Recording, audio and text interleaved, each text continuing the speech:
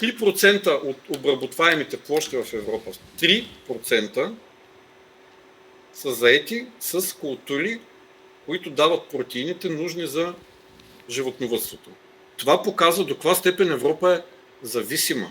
Защото пак ти казвам, говорим за два вида протеини. Протеините като човешка храна, ама това вече е готовото месо, свинско, телешко. Да. Но за да станат тези неща, трябва да има протеини, с които ти храниш животните. Всичко това идва отвън. Европа е загубила своята протеинова независимост, разбира и своята хранителна независимост, разбира и своята стратегическа независимост. Тук дори не говорим за създаване на военновременни запаси и на такива неща. При една криза това означава глад в Европа. Това дет сме го чели по историческите книги и сме се шегували. Защо трябва да се докараме глад? Глад на съвременността. Да бъдем прагматични. Всъщност има много прости три въпроса. С какво ще си храним животните? С какво ще си храним хората? И кой в крайна сметка ще реши какво има в чинията на европейците? Пазаря ли ще реши? Хората сами ли ще решават или политиците ще им наложат какво да ядат? И тук вече има двете течения, които аз ти казвам. Защото първата позиция, която имаме в това мислене е проста. Европа трябва да почне да произвежда повече протеини. Европа трябва да си намали зависимостта от Южна Америка и да инвестира в собственото си производство. Да, обаче ето втората позиция, просто пред очите съм си отворил позицията на зелените партии, на различни екологични организации и даже те са подкрепени от някакви академични среди, които аз не знам къде им е къла, но... Въпрос на пари. Ще цитирам, да не кажа, ще си измислям.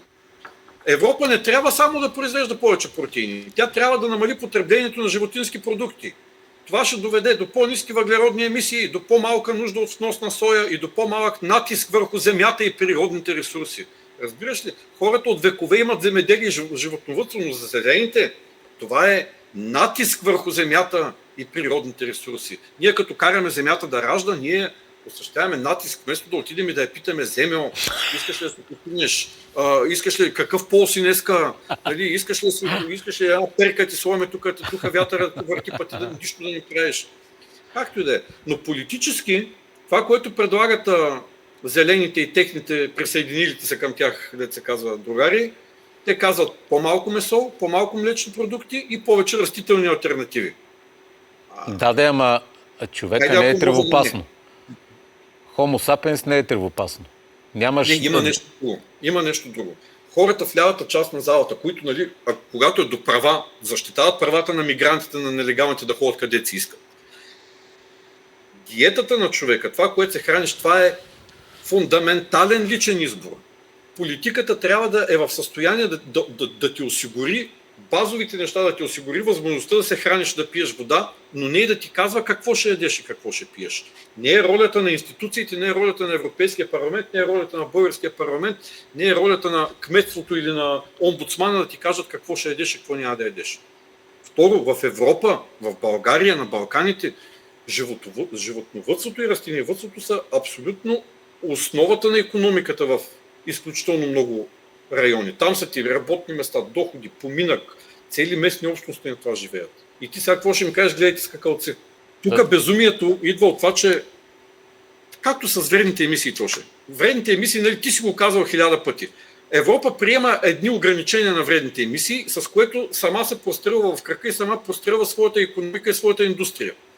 Но в същото време до България, която, да речем, е приела едни квоти, гръмнала се там, сложили сме си въжето на врата, до България стои Сърбия. Сърбия не е член на Европейския съюз. Сърбия не се подчинява на такива квоти.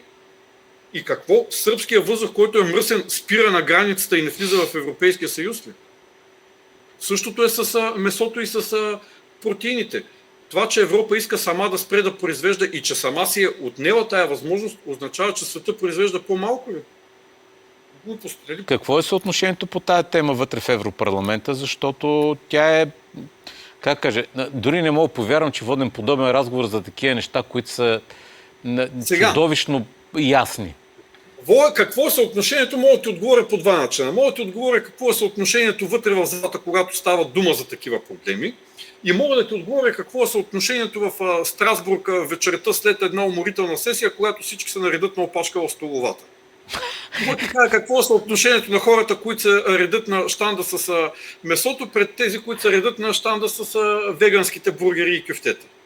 Така че на щанда, където са телешките пържоли, виждам доста от хората, които иначе биха гласували за това да ядем скакалци и направени от неясни там съставки странни неща.